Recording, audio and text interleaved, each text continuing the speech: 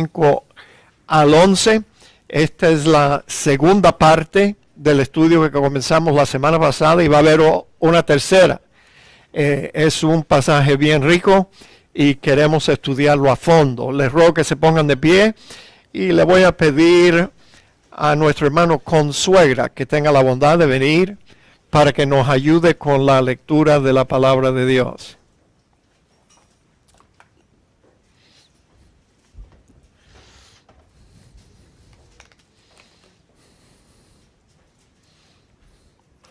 Estamos en la segunda epístola universal del apóstol Pedro, capítulo 1.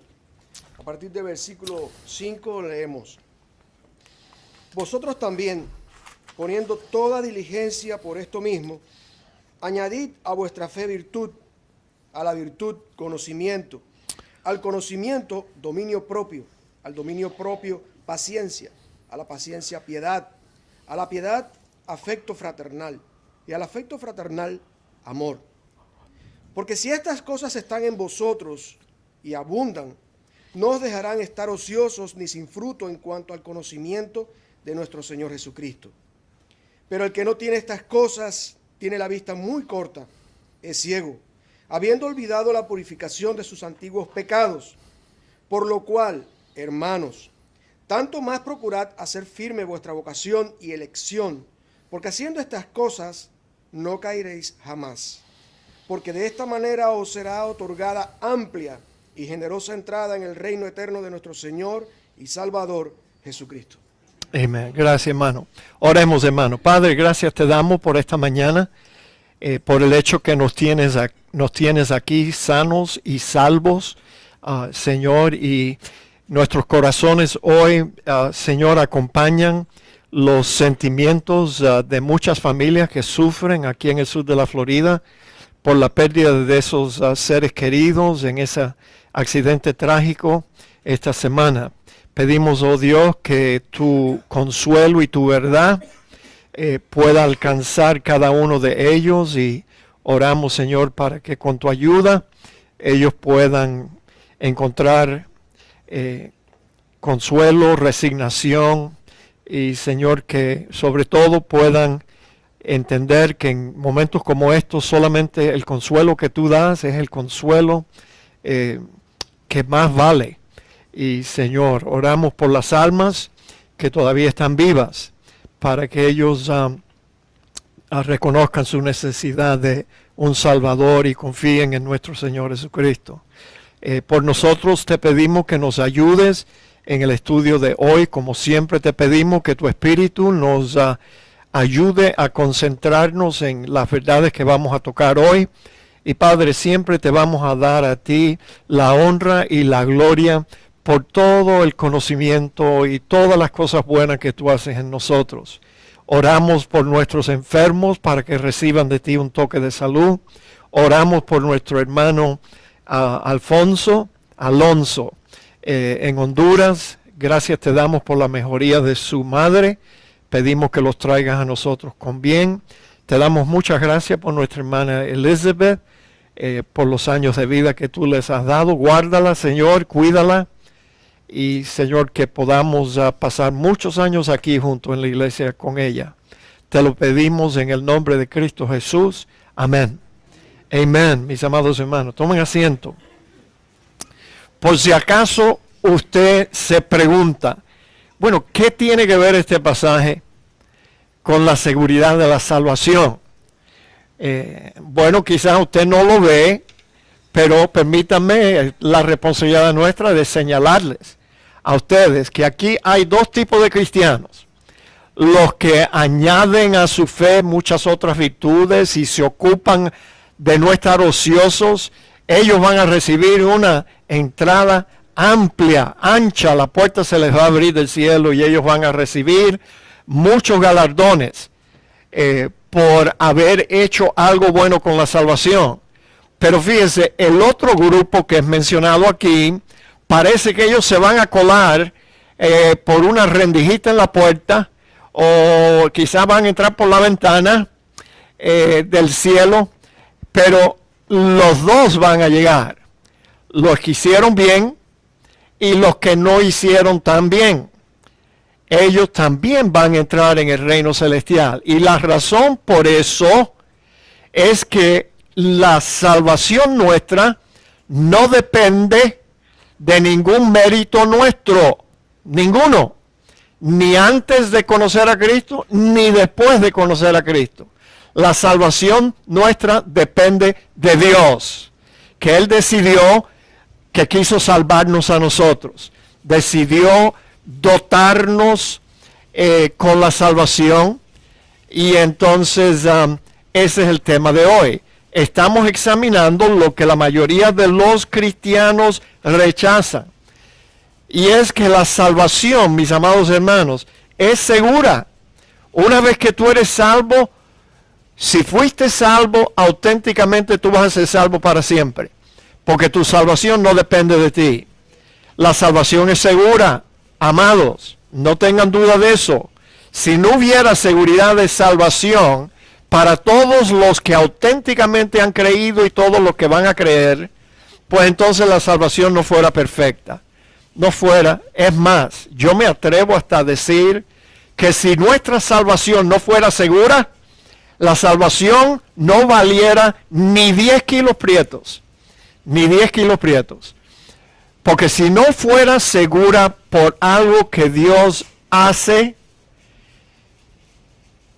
entonces eso significa que la salvación dependiera de nosotros. Y si la salvación depende de nosotros, entonces, mis amados hermanos, nadie sería salvo.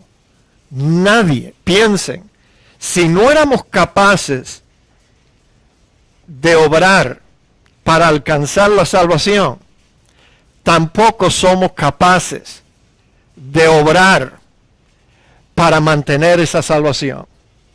No somos capaces. Y bueno, Dios, que nos conoce a nosotros mejor que nadie, Él supo que nosotros no éramos capaces de mantenernos salvos.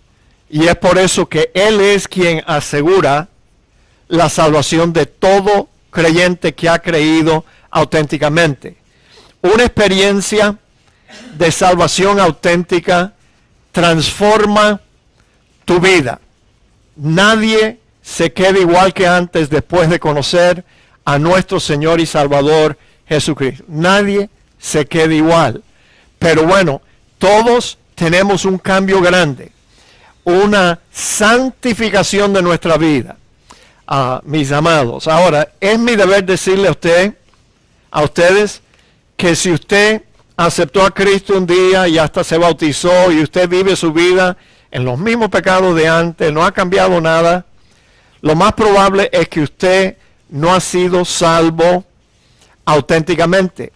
Y si no ha sido salvo, es mi deber decirle que usted anda por el camino ancho y espacioso que lleva a la perdición. Usted puede estar sentado en una silla aquí hoy y usted puede pensar, bueno, ya yo acepté a Cristo. No, eso no dice nada. Lo que dice algo es el cambio de vida. Si su vida no ha sido santificada, su alma está perdida y en rumbo al infierno. Y yo quiero que esto quede bien claro. No hay seguridad de salvación para una persona que no ha sido salvada, que no ha sido salva, que no ha nacido de nuevo. Y créanme que una experiencia de un nuevo nacimiento espiritual es algo tan poderoso, es algo que nos cambia tanto y en tantas áreas de nuestra vida, que yo diría que es imposible no darse cuenta que el día que nosotros confiamos en Cristo, creímos en Él, ese día sucedió algo en lo más profundo de nuestro ser, que es duradero y va a perdurar por el resto de la eternidad, mis amados. No fue una decisión ligera, no fue algo superficial, sino que algo que fue producido por Dios, que nos llevó a comprender nuestra condición como pecadores y que estábamos en rumbo al infierno. Y Dios puso en nosotros el deseo que no estaba allí, de aceptar a Cristo como nuestro Salvador. Esa experiencia cambia la vida. Y en esta mañana vamos a continuar examinando las razones por qué la mayoría de los creyentes no disfrutan de los beneficios de esta seguridad. Qué triste es que la mayoría de los cristianos viven, después que fueron salvos, ellos viven en un estado de limbo. Ellos no saben si van o no van. Nunca están seguros si van o no van. Y el problema es que ellos han quitado sus ojos de Cristo y lo han puesto en ellos otra vez. ¿Ven? Ese es un error garrafal. Vamos solamente a tocar lo que ya vimos la semana que viene, a grandes rasgos, y vamos luego a continuar. Son 6 razones. Estas no son las únicas 6 razones, pero son 6 que queremos presentarles. Y la primera tiene que ver con quién es su pastor, quién es su maestro, y depende realmente de la iglesia donde usted asiste. La iglesia que usted escoge para ser miembro de esa iglesia depende si usted va a ser un creyente que vive seguro, en paz, sabiendo lo que Dios ha hecho en su vida, o si usted va a estar en el aire. Mis amados, la semana pasada yo tuve que ser claro, como también voy a ser claro hoy, porque hay muchas denominaciones que enseñan pérdida de salvación. Muchas. Y bueno, tengan cuidado. La iglesia que usted escoge. La mayoría de la gente, dicho sea de paso, esto lo dije la semana pasada, pero vale la pena decirlo otra vez. Ustedes no saben cuánto a mí me duele cada vez que yo oigo que un miembro se mudó para otra ciudad, se mudó lejos y bueno, tuvieron que buscar otra iglesia y van allí, luego me llaman, como me llamó alguien hace poco y me dijo, pastor, yo estoy de lo más contenta porque ya encontré una iglesia. Ay, qué buena la iglesia que yo encontré. Sí, hermana, cuéntame cómo es. Bueno, lo único que a mí no me gusta es que hacen tumbaditos. Con eso ya me lo dijo todo. Ya me lo dijo todo. Una iglesia donde hacen tumbaditos. Es una iglesia carismática. Y entonces la doctrina de esa iglesia, no solamente con respecto a seguridad, la doctrina de esa iglesia tiene muchos errores en muchas cosas. Entonces, bueno, yo acuso a cualquier persona que se va de esta iglesia y se une a una iglesia parecida, de que para ellos la verdad no importa.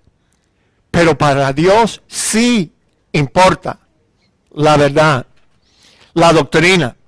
Mis amados, el apóstol Pablo aconsejó a Timoteo que él debía de exhortar con toda autoridad, con toda fuerza, toda pasión y doctrina.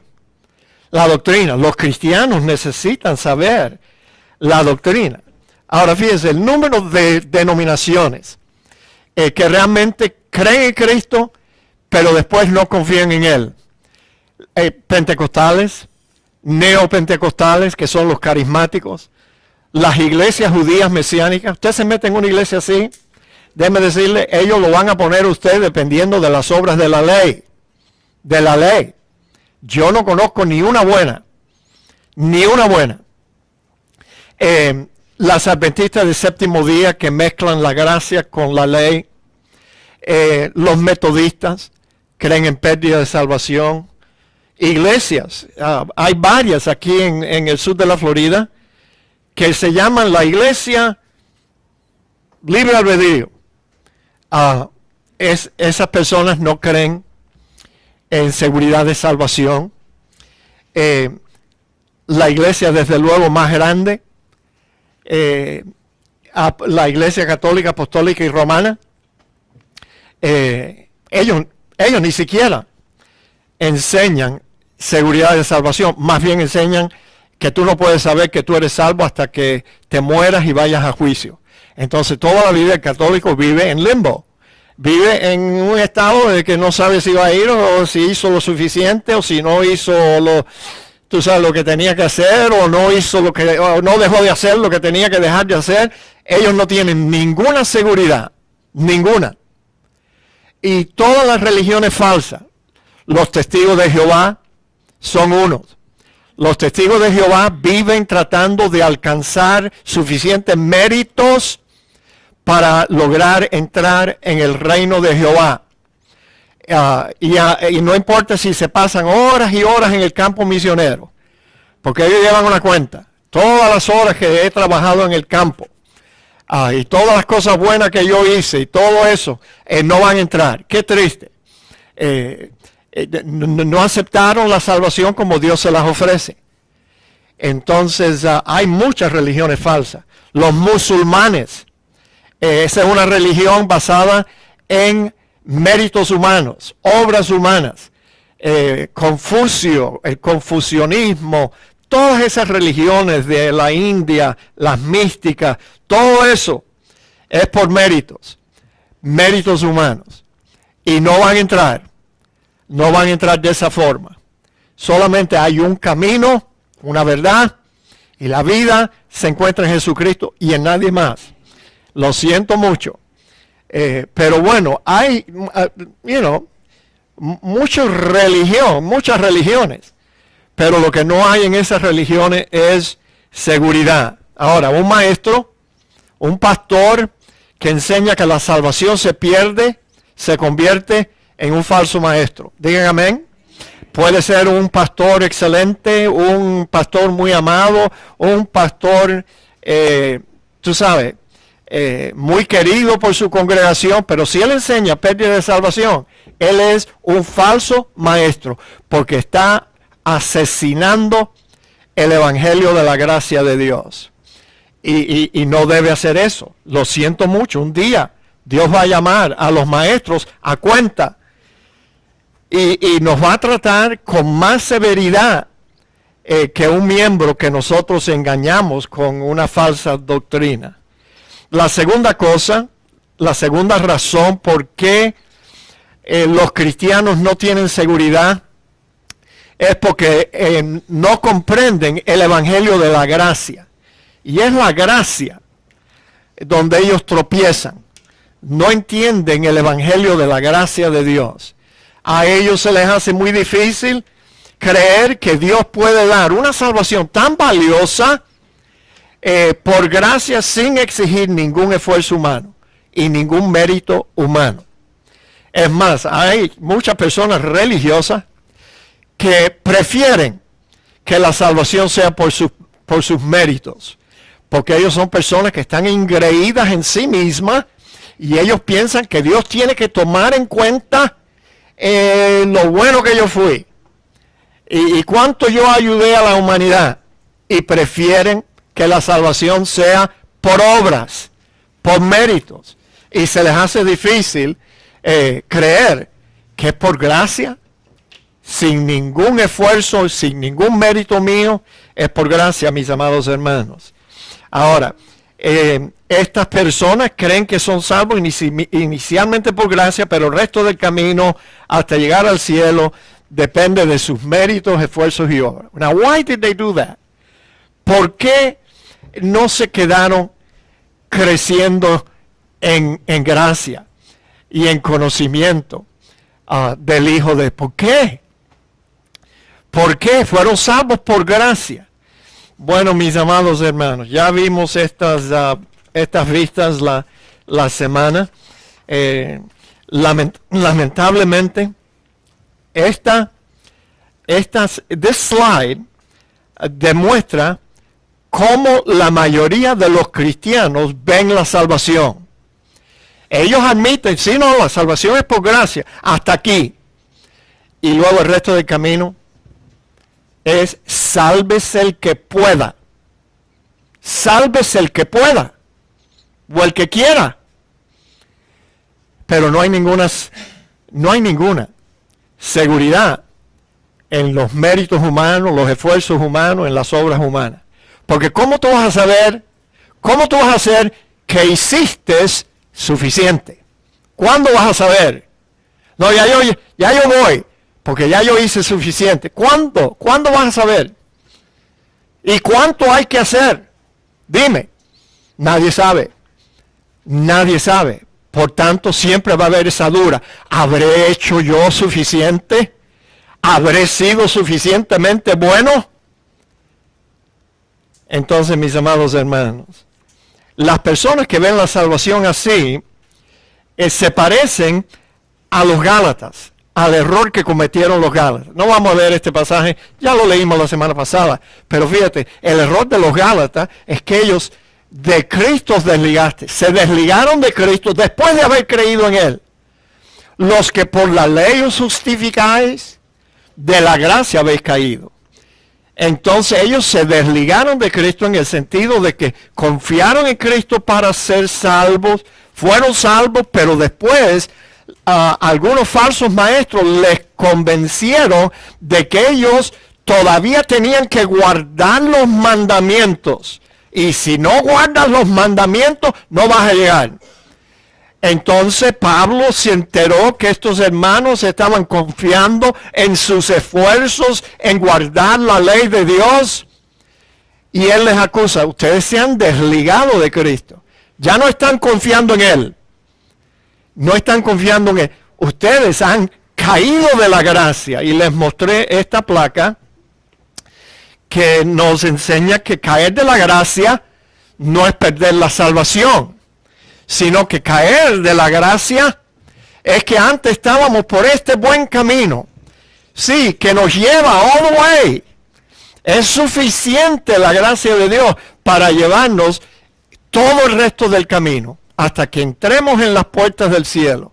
Pero algunos cristianos empiezan a tropezar, empiezan a aflojarse las rodillas, empiezan a escuchar las voces de los falsos maestros que les dicen, no, el resto del camino depende de ti, depende de lo que tú haces y de lo que tú dejas de hacer.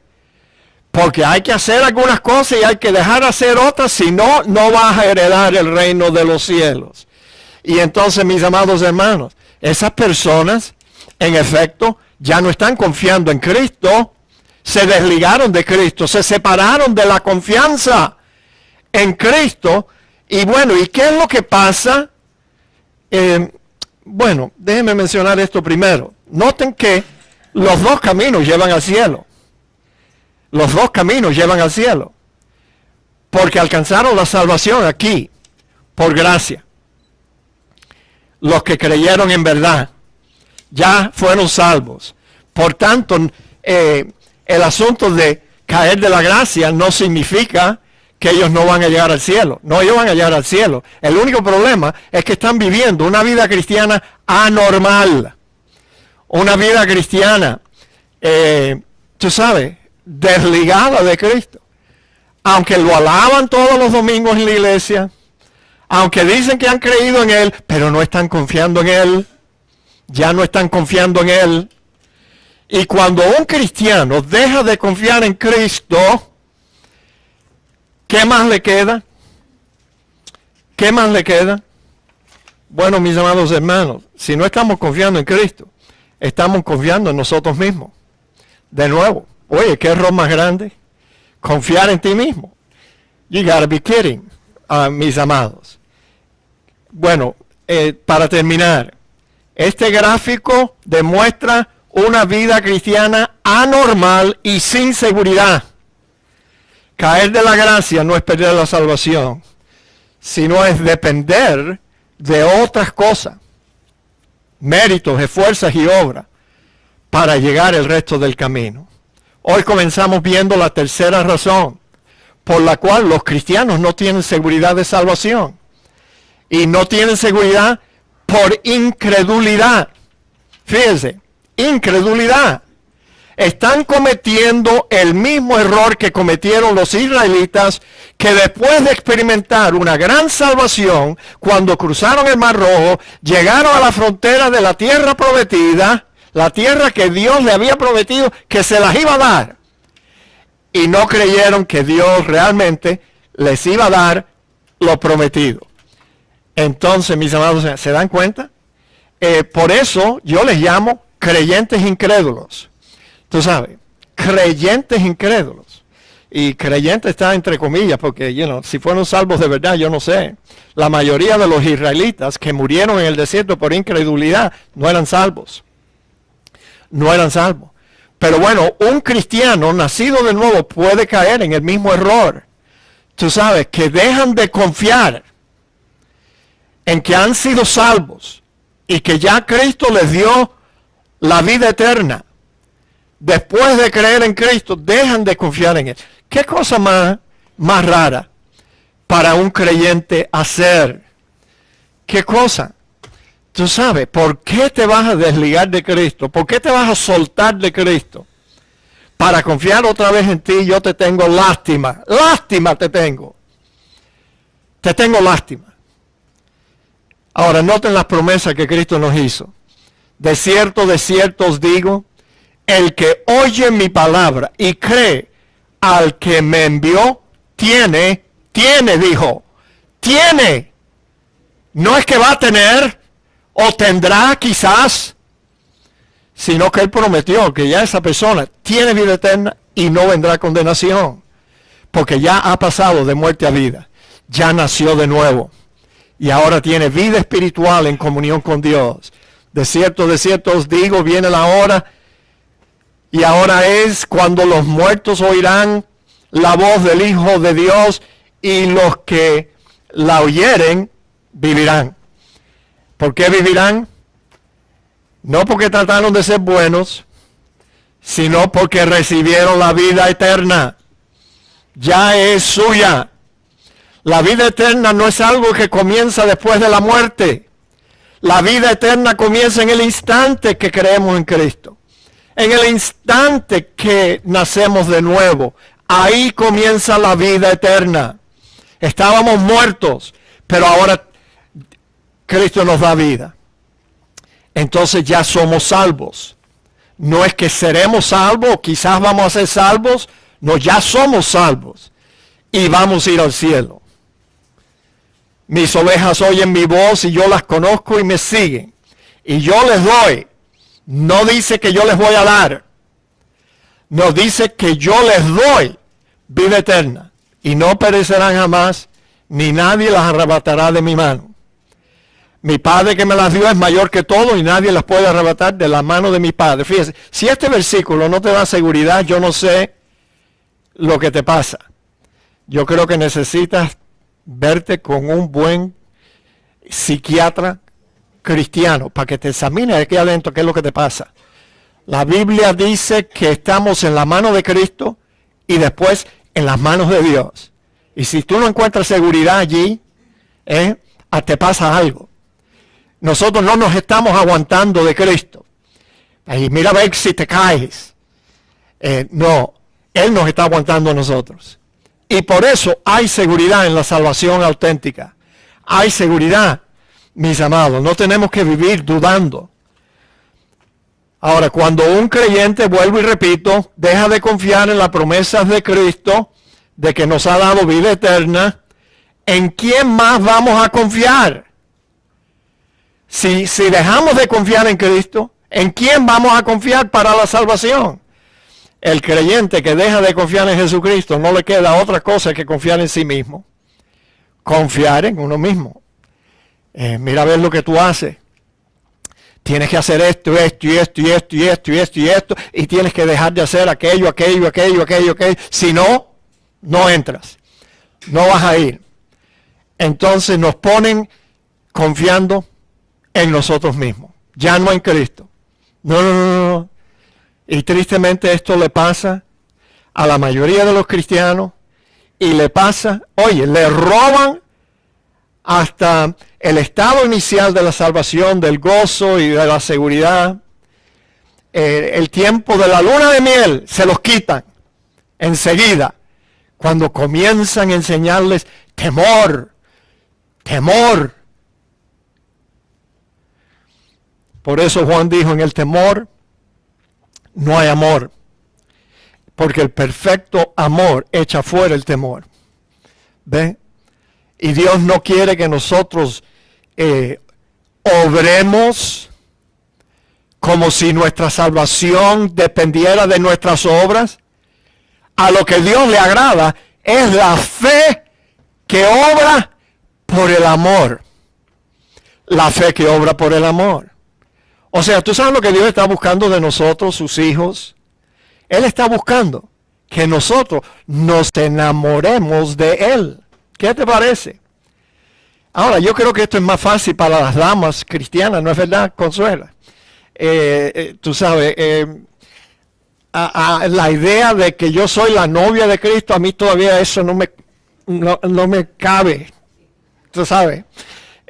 Pero somos la novia de Cristo.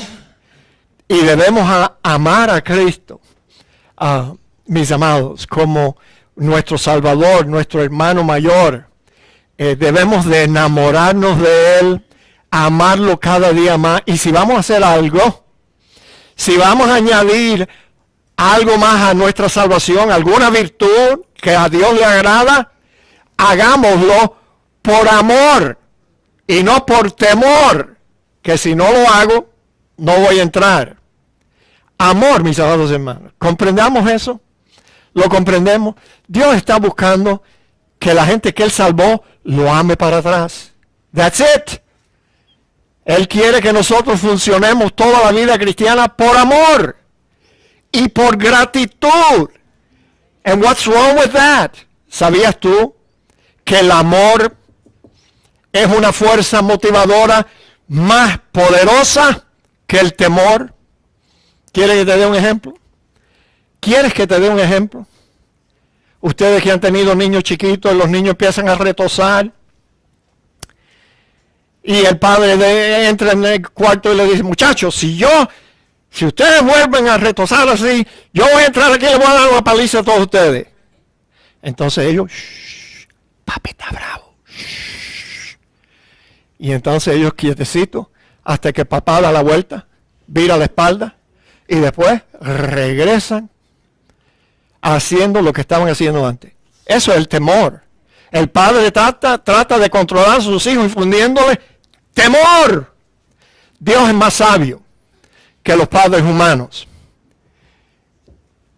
Él nos ha salvado con una salvación tan grande, tan perfecta, que lo que Dios espera que nosotros respondamos con amor y con gratitud, mis amados. Eso es lo que Dios busca de nosotros. Mi pastor siempre decía, mi pastor Eugenio González, que ya está en el cielo, yo creo, tú sabes, mi pastor decía que él no confiaría en los mejores 20 minutos de su vida para basar su salvación en ellos. No en los mejores 20 minutos. No. No. Yo no quiero que mi salvación esté basada en los mejores 20 minutos de mi vida. No. Yo prefiero que mi salvación esté basada en lo que Dios basa nuestra salvación. Mis amados, si confiamos en nosotros mismos, si dejamos de confiar en Cristo, si nos desligamos de Cristo, vamos a tener que confiar en nosotros mismos. Y en eso no hay ninguna seguridad. Ninguna. Ahora, en cuarto lugar, muchos cristianos no tienen seguridad por no conocer las Escrituras. No conocer las Escrituras. No la conocen. Yo no sé si la leen, pero yo sí sé lo que ellos están escuchando todos los domingos. Mira, hay tres líneas de sermones. Póngase a escuchar Radio Luz y usted va, todos los sermones que usted escucha, con pocas excepciones, van a seguir tres líneas. Mira, sanidad física. Oye, Dios poderoso, Cristo es el mismo ayer, hoy y por siempre, y lo que Él hizo ayer puede hacerlo hoy, sanidad física. Esa es una línea de pensamiento. Y hay algunos pastores en la radio que si tú le quitaras a ellos sanidad divina, no tuvieran más nada. No tuvieran más nada. Porque eso es lo único que ellos predican, like a hobby horse, tú sabes. Sanidad, Dios sana, Dios sana, Dios sana, Dios sana, Dios sana. La otra línea es que Dios quiere que tú seas rico. Ya, ¿tú no sabías eso? Si eres pobre, es tu culpa. No tienes fe, porque Dios quiere que todos sus hijos estén reinando y sean absolutamente ricos. Ya. Esa es otra línea. Ya. Y la tercera línea es Dios hace milagros. Él resuelve tus problemas. Él te libera de todo. Todos los problemas. Y hablando francamente, mis amados hermanos, si usamos la razón que Dios nos dio, tuviéramos que darnos cuenta que muchas veces los problemas que nosotros sufrimos en la vida, nosotros no los buscamos. Sí. Y estos predicadores le están diciendo continuamente a los cristianos, Dios va a resolver, liberación te vamos a dar aquí, ven para acá que te vamos a dar liberación y te vamos a librar de todos tus problemas, de todos los problemas. ¿Y qué estará diciendo Dios? ¿Qué estará diciendo Dios? Yo me imagino a veces que Él estará diciendo, pero qué necio ese siervo mío, qué necio. Yo estoy tratando de disciplinar a ese cristiano para que cambie su vida y ellos le están prometiendo de que yo los voy a liberar y los voy a liberar like this, instantáneamente, sin ellos tener que hacer nada. Bueno, esas son las tres líneas de escuela. Esa es la corriente que sopla. Sanidad, prosperidad o milagros. Choose la iglesia donde usted va, escójala bien. Escójala bien. Pero la mayoría de los cristianos no son enseñados lo que dice la Escritura. No son enseñados doctrina bíblica. Ahora, los predicadores de sanidad, prosperidad y milagro, no les conviene que usted aprenda doctrina. Porque si aprende doctrina, usted se va a dar cuenta que lo que ellos enseñan es falso. Es falso. Entonces ellos no te enseñan doctrina para que tú no te des cuenta de que te están dando un cuento, un invento, un engaño, un error. Pero los cristianos, todo lo que les conviene, ellos lo aceptan fácil. Lo aceptan facilito. Los cristianos hoy en día se convierten como algo como los perros. Tú sabes que el dueño les echa ahí la comida y ellos ahí se la tragan sin masticar. No chequeen las escrituras. No son como los judíos en la ciudad de Berea, que Pablo entró allí a predicar, pero ellos quisieron examinar las escrituras para ver si lo que Pablo decía compaginaba con las escrituras. Los cristianos no. Yo creo que la mayoría de los cristianos ni leen la Biblia. La cargan nada más a la iglesia porque eso es lo que les ayuda a ellos para que demostrar que ellos son buenos cristianos. Llevan una Biblia, pero no la usan, no la estudian. Sin embargo, Pablo le dijo a Timoteo, procura con diligencia presentarte a Dios aprobado como obrero que no tiene de qué avergonzarse, sino que usa bien la palabra de verdad. Y Pedro también le dice a los cristianos, desechando pues toda malicia, todo engaño, hipocresía, envidia, todas las detracciones, desear como niños recién nacidos la leche espiritual no adulterada, para que por ella crezcáis para salvación, si es que habéis gustado la benignidad del Señor, si es que tú has sido salvo de verdad. Porque si no has sido salvo de la verdad, la Biblia para ti todavía va a ser un libro cerrado, que tú lo vas a leer y no lo vas a comprender. Pero una vez que nacemos de nuevo, algo nos alumbra. Algo, yo sé que es lo que es ese algo. El Espíritu Santo que Dios envía a nuestros corazones nos ayuda a comprender la revelación divina. Pero ¿qué fue lo que dijo el profeta Isaías? Mi pueblo fue llevado a cautiverio porque no tuvo conocimiento. Mi pueblo fue destruido porque le faltó conocimiento. Y bueno, Dios en este versículo culpa a los sacerdotes, que eran los pastores, los maestros del pueblo de Israel. Los culpa a ellos. Ahora, el haber nacido de nuevo en una iglesia que enseña que la salvación se puede perder, no nos libra de la responsabilidad que todo cristiano tiene ante Dios de escudriñar las Escrituras y de conocer la doctrina de Jesucristo, la doctrina bíblica. ¿Me oyeron? No importa que te están alimentando tu mente con cuentos, inventos, engaños y errores. No importa que te están diciendo, mira a ver, que te puedes caer y perder la salvación. No importa eso. Todavía el cristiano tiene responsabilidad. Señores, nosotros no tenemos que seguir siendo siempre víctimas de nuestros enseñadores. Especialmente cuando nuestros enseñadores no han enseñado mal. No, el creyente puede, tú sabes, hasta Juan el apóstol se atrevió a decir, por inspiración de Dios, que nosotros realmente no necesitamos que nadie nos enseñe. Realmente no. Un cristiano y una Biblia, ese cristiano tiene el Espíritu Santo que lo va a guiar a toda la verdad. Una Biblia y un cristiano genuino. That's all you need. Este salmo es maravilloso.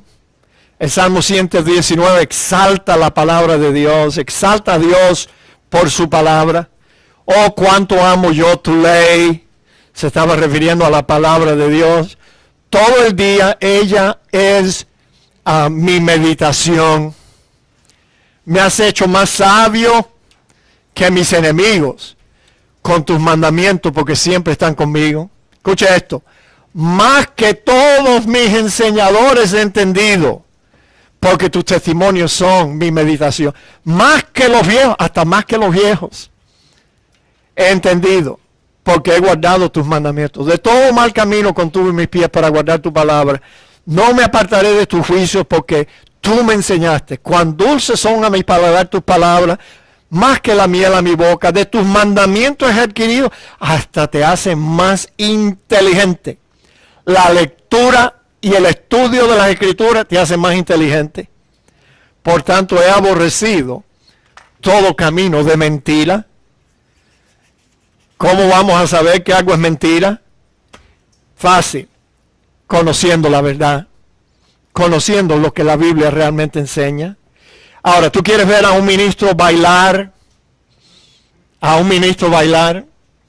Pregúntale que te explique a ti la doctrina de la justificación.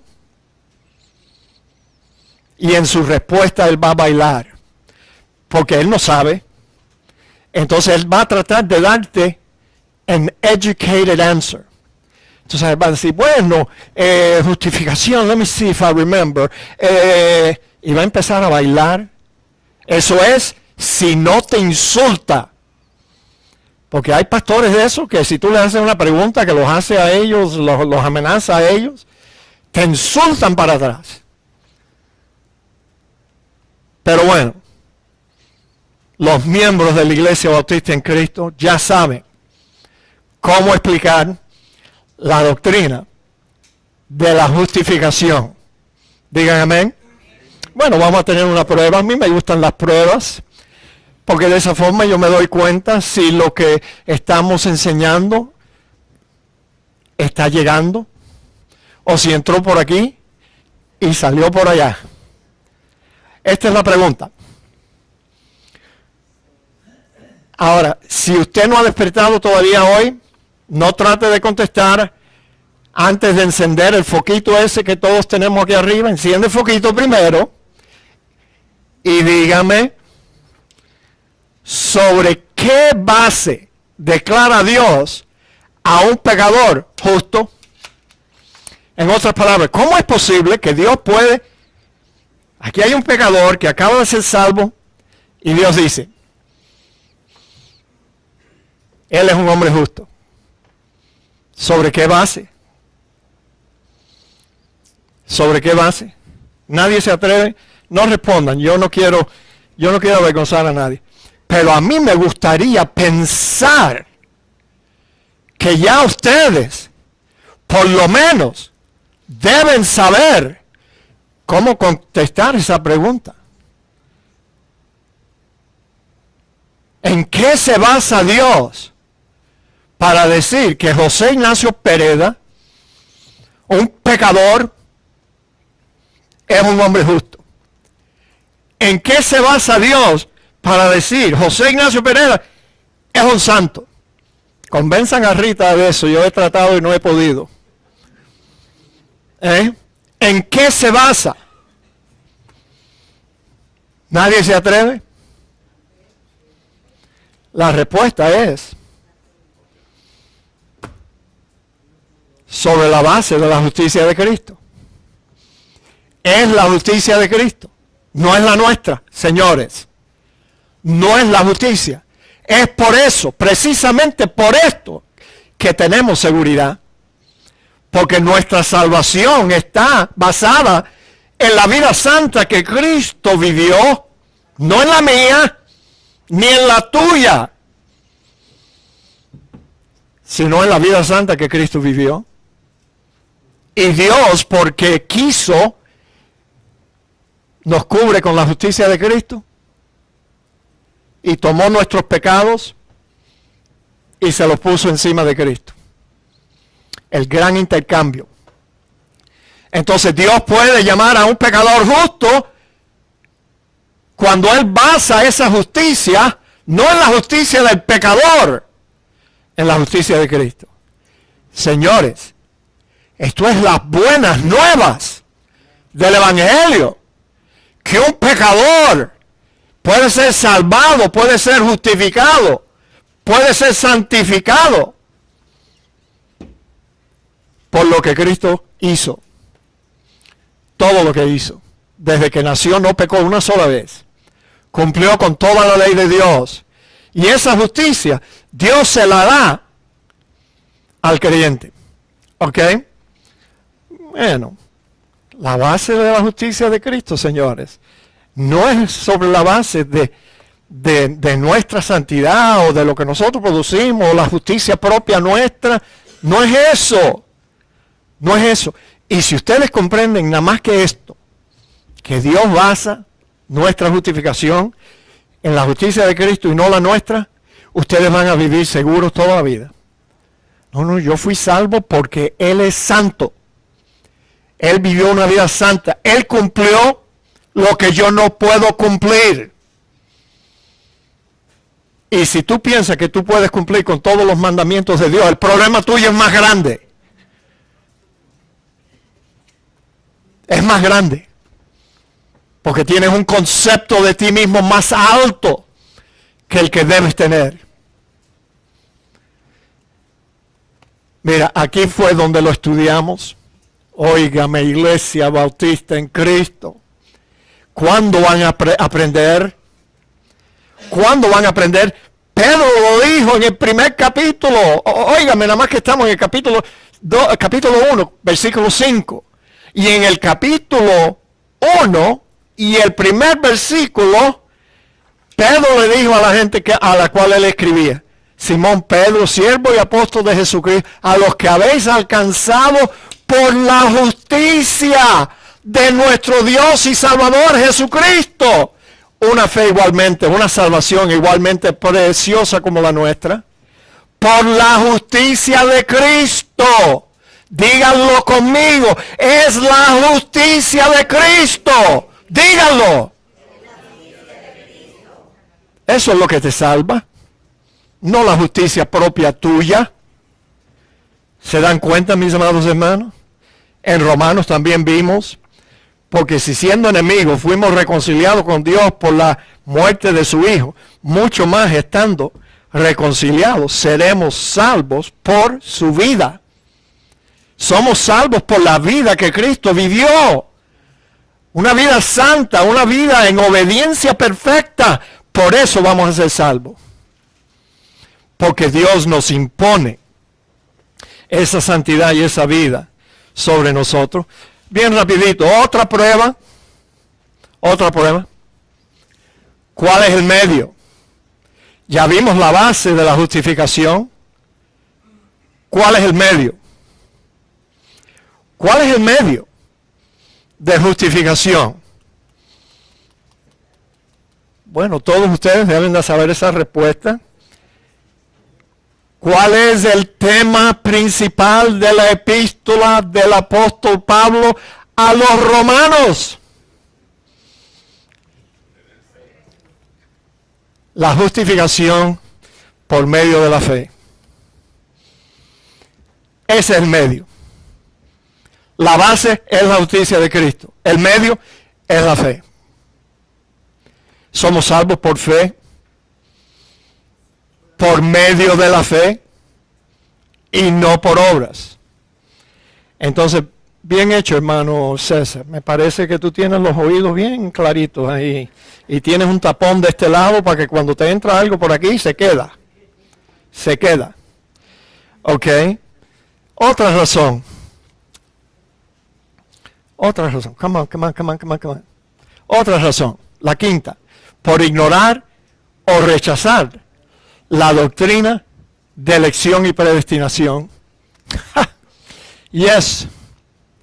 En esta doctrina es donde realmente encontramos más seguridad que en ninguna otra, aceptando la doctrina de elección y predestinación.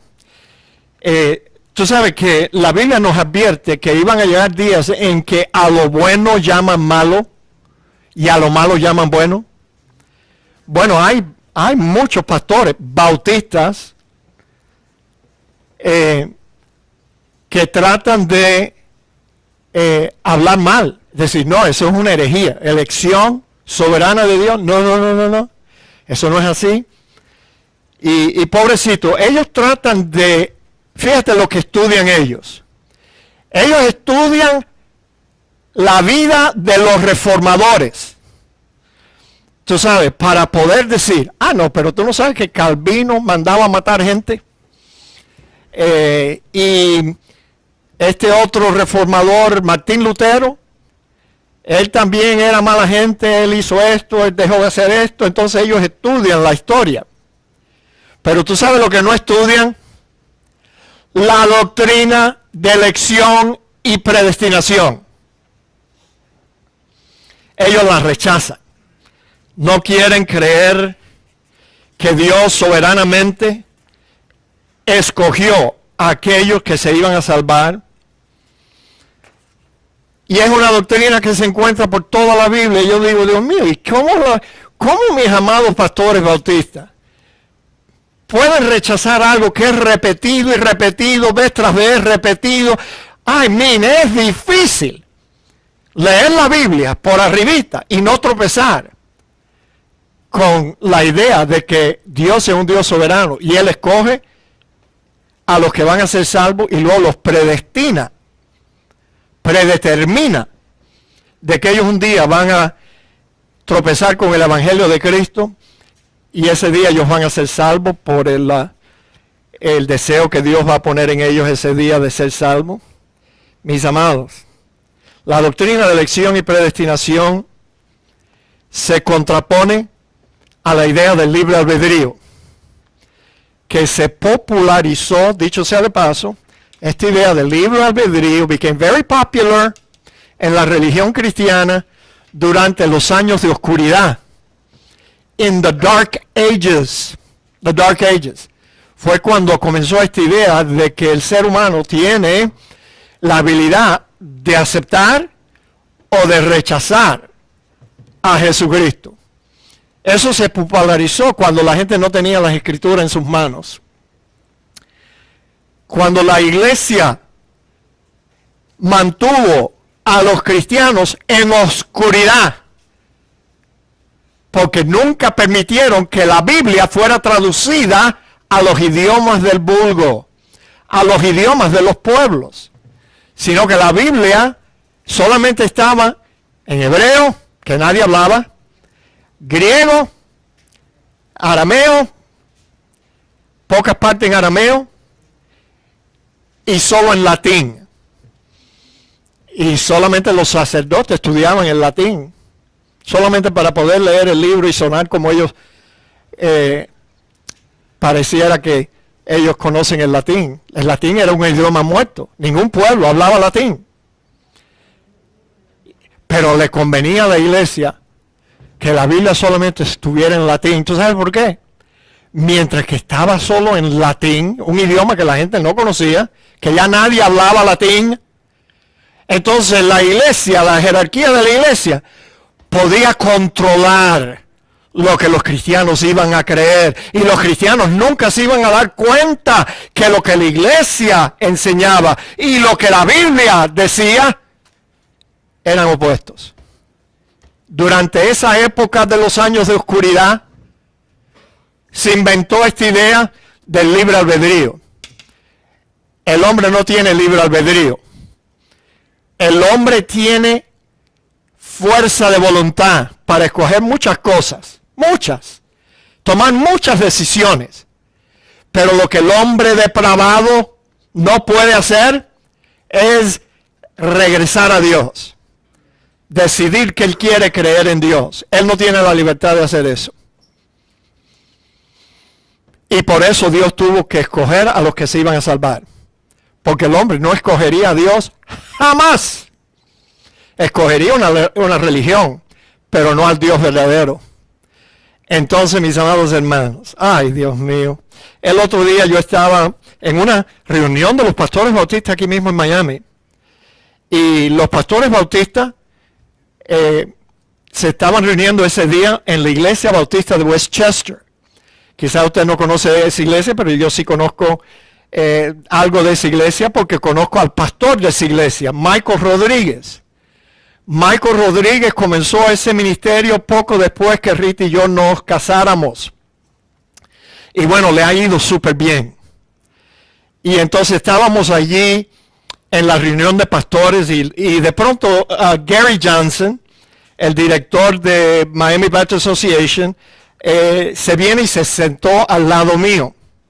Porque él no habla español, no entiende español, entonces él sabe que yo sé inglés y se sentó al lado mío para poder conversar conmigo.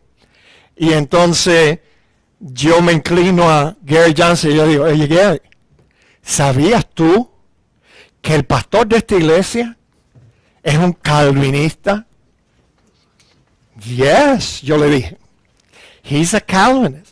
Y él me dijo, ya José, yo sabía eso, él y yo somos amigos. El problema, José, me dice Gary Johnson, es que hay calvinistas y hay calvinistas, José. Ese es el problema. Ya, tú eres un calvinista, pero Michael Rodríguez es un calvinista chiquitico. Mentira. Yo conozco a Michael Rodríguez mejor que... ¿Sabías tú que Michael Rodríguez fue salvo en una iglesia en New Jersey que fue fundada por un pastor que salió de la iglesia de Sugel Michalén en la República Dominicana? Así que yo creo que el hermano Mike Rodríguez es un calvinista hasta la profundidad de todos sus huesos. Y entonces, ¿sabías tú lo que Michael, hacía tiempo yo no había visto a Michael Rodríguez, hacía tiempo que él no me había visto a mí, pero yo sé que él nos escucha en la radio, porque un día me llamó pidiéndome uno de los mensajes. Pero bueno, that's not here nor there. Pero Mike Rodríguez, cuando me ve, se comienza a burlar de mí. Y me dice, José, pero tú todavía estás allí en North Miami, José. ¡Qué bobo tú eres, José! Allí tú nunca vas a tener una iglesia. Nunca vas a tener una iglesia grande como esta aquí en Westchester. Yo me tuve que morder la lengua para no decirle a Michael Rodríguez, oye, alégrate que Dios me llevó a North Miami y que no me trajo aquí en Westchester. Porque entonces yo fuera tu competencia. Yeah. Sí, él es la única iglesia bautista reformada en todo el barrio ese de Westchester. Ahí hay cubanos hasta por gusto. Cubanos que tienen plata, que fueron los gusanos que primera vez se salieron de Cuba y aquí se convirtieron en mariposas y ahora viven high on the hog. Pues claro que Michael Rodríguez pudo fabricar un edificio grande, una iglesia hermosa, y los bautistas del sur, que no pueden ver más allá de la punta de su nariz, le pidieron permiso a Michael Rodríguez para tener la reunión en una iglesia de un pastor, discípulo de Sujel Michelén. ¿Tú crees que ellos hubieran hecho eso si hubieran sabido que Michael Rodríguez era un calvinista? Ni lo pienses, ni lo pienses. Ya se me acabó el tiempo. No, abajo. O lo eres o no lo eres. Perdón. Ahora miren, dos doctrinas que están diametricalmente opuestas. No pueden las dos ser verdad. ¿No es cierto? Dos doctrinas, que una va para allá y otra va para acá. Las dos no pueden ser verdad. Digan amén. Por lo menos denme eso. Ofrézcanme eso. Dos doctrinas diametricalmente opuestas no pueden ser verdad. La idea del libre albedrío no puede existir junto con la idea de un Dios soberano que elige a los que van a ser salvos. No puede existir.